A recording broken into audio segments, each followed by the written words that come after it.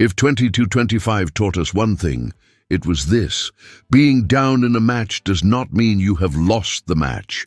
And by the end of this video, there is one thing most people completely miss.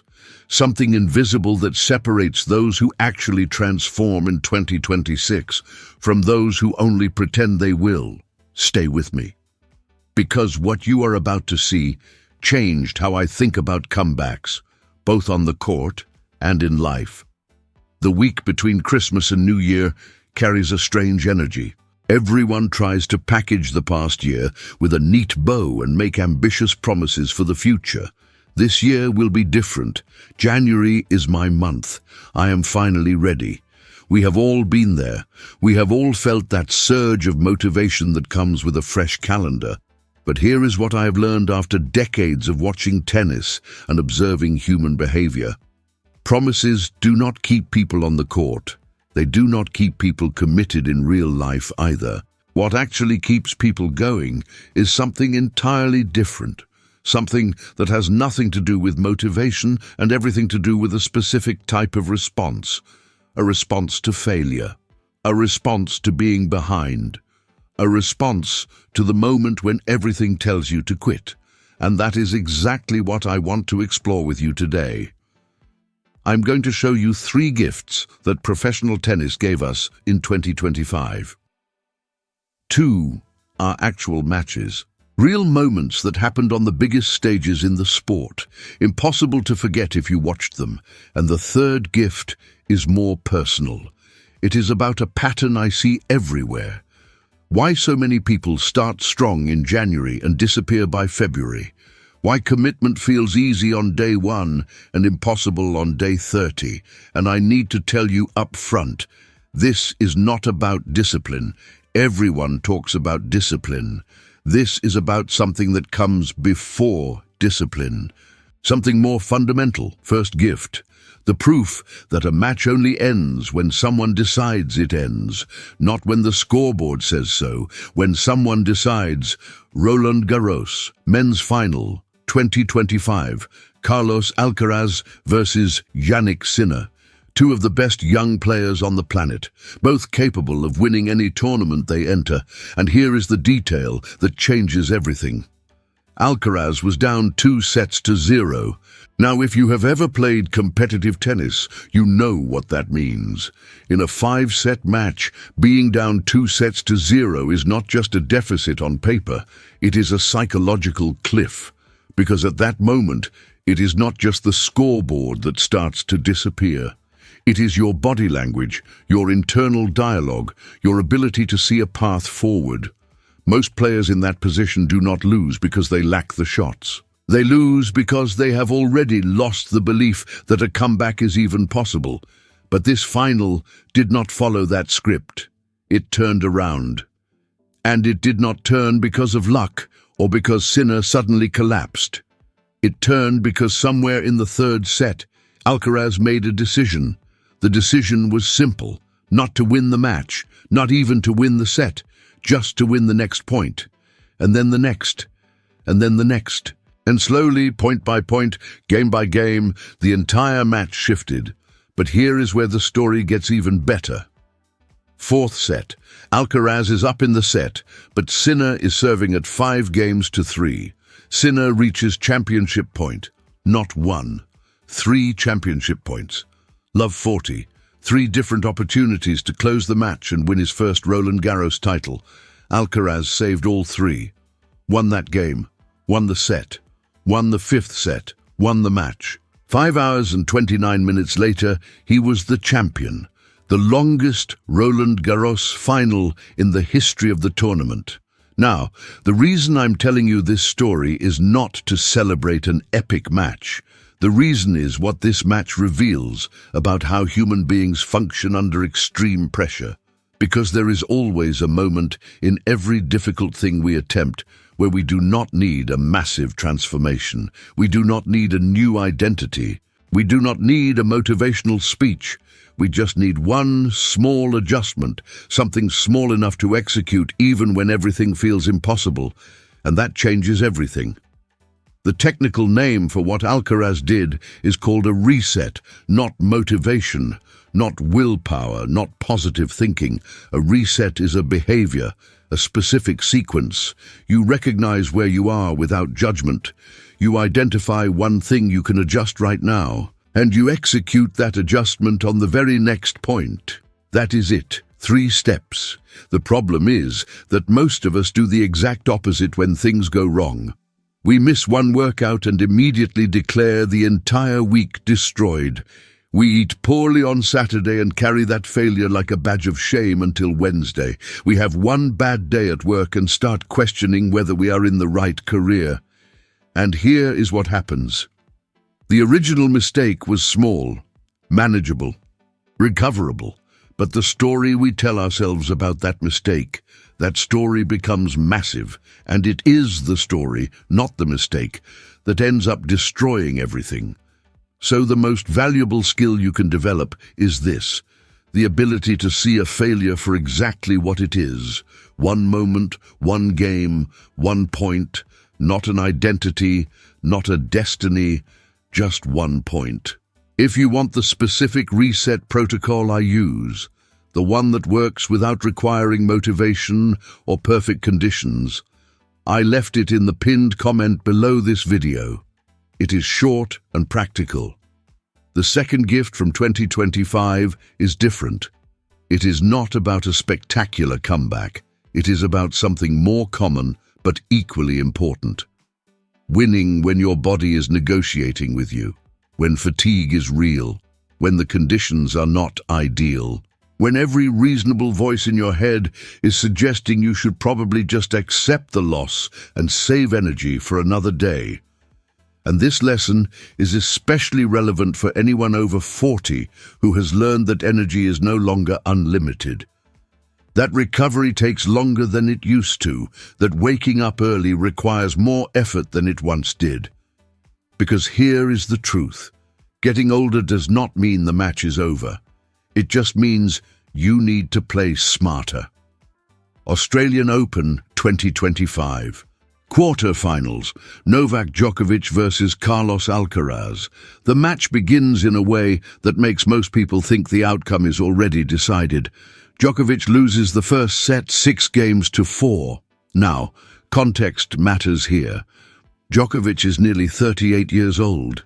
He is playing in Melbourne in the middle of summer. The heat is brutal. His body does not recover between points the way it did when he was 25. Everyone watching, including many commentators, begins crafting the narrative. He fought hard, but age finally caught up. The younger generation is taking over. This might be his last Australian Open, and all of that would have been a reasonable story if the match had ended there. But it did not, because Djokovic did something that separates professionals from everyone else. He did not try to fix his entire game at once. He did not panic and change his strategy completely. He did not enter the dangerous mode of, now I need to prove something. He just played the next game with full focus, full commitment, as if that single game was the only thing in the universe that mattered. And then he played the next one the same way, and the next, second set, 6-4, third set, 6-3, fourth set, 6-4, match over. Djokovic advances. The final score was 4-6, 6-4, 6-3, 6-4. But the score does not tell you what actually happened. What happened was a lesson in intelligent persistence, in understanding that losing the beginning does not require you to destroy the middle and the end. Because here is what I see all the time outside of tennis. People treat one bad week like a terminal diagnosis. They treat one failed attempt like proof they are not capable. They treat the first set like the entire match. And the tragedy is not that they failed once. The tragedy is that they used that one failure as permission to quit everything that came after. Djokovic, at almost 38 years old, in difficult conditions, after losing the first set, understood something crucial. That the match is not over until someone stops playing, and he refused to be the one who stopped. This brings us to what I call the golden rule. And it is so simple that it almost sounds stupid when you say it out loud. Do not fail 2 days in a row. That is it. That is the rule. Because here is what actually happens in real life. The first day you miss your commitment. That is human. That is normal. That is life being unpredictable and messy. But the second day is when a single event becomes a pattern. The second day is when a mistake becomes an identity. The second day is when you stop saying, I missed a workout, and start saying, I am someone who does not work out. And that shift from behavior to identity is where everything falls apart. So the rule is designed to interrupt that shift before it happens. Miss Monday? Completely fine. Show up Tuesday. Eat poorly on Saturday? No problem. Eat well on Sunday? Skip your morning routine once? Totally acceptable. Do it the next day. You do not need perfection. You do not need an impressive streak. You do not need to compensate for the missed day by doing twice as much the next day. You just need presence. You just need to show up, even if it is the minimum version, even if it is half the time, even if it is not your best work, because the minimum version still counts as showing up.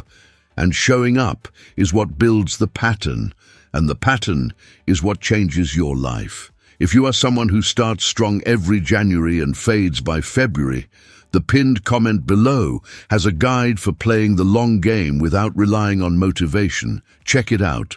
Now we arrive at the third gift. And this one is the most dangerous because it does not show up on television. It does not appear in match highlights. It shows up in your mind, in the privacy of your own thoughts, in the story you tell yourself when nobody else is watching. And I'm willing to bet you know this cycle by heart. You start excited about something new. Life gets difficult. You failed for one day. Guilt arrives immediately. You try to compensate by doing too much the next day. You burn out or fail again, and then you quit quietly, telling yourself you will try again later. And the truly cruel part of this cycle is that it does not feel like you are making a choice. It feels like something that just happens to you, like this is simply who you are, like you are just not the type of person who follows through. But that is not true, because in tennis, everyone understands something basic. Losing one game does not mean you abandon the entire match. Losing one set does not mean you walk off the court. But in regular life, we do this constantly. We miss one day and throw away the week.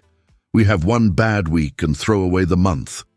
We eat poorly over the weekend and decide we might as well wait until Monday to start again.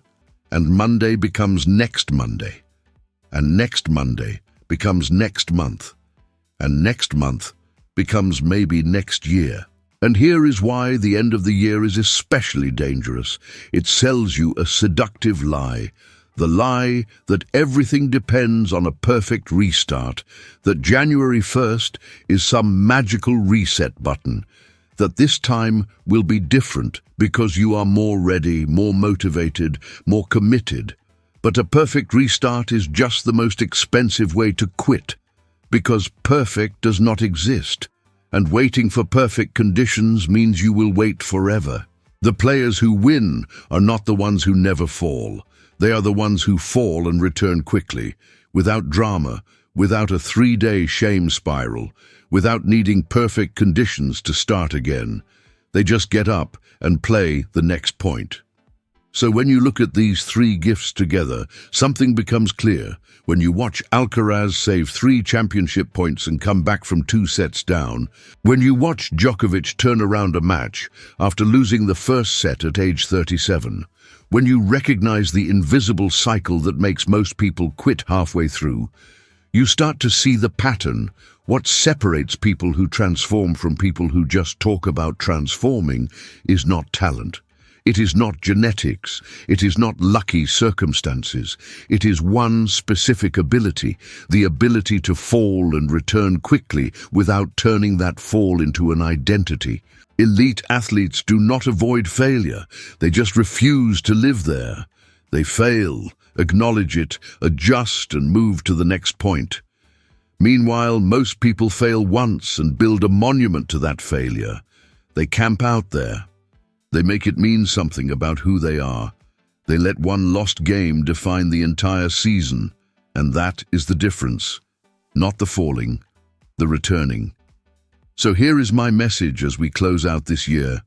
No coaching cliches. No inspirational poster quotes. Just truth. If 2025 gave you some losses, good. It means you were actually playing. It means you put yourself in a position where losing was possible. And that takes courage. If it gave you a set where everything went wrong, even better. Because now you know what that feels like, and you know you can survive it. And if you're sitting here thinking, I should be further along by now, I want you to hear this clearly. No one wins a season by trying to solve everything in a single point. No one transforms their life in one perfect month. No one builds something meaningful without failing repeatedly along the way. The only thing that matters is this. Can you fail and return quickly? Can you lose a game and still play the next one with full commitment? Can you have a bad day without making it mean you are a bad person? That is the skill. That is what separates everyone. So play the next point, and then the next.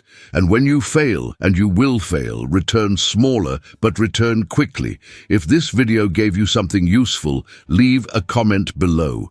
Tell me what moment from 2025 affected you the most. And if you want the practical material I mentioned, check the pinned comment. I will see you in 2026. The long game continues, always.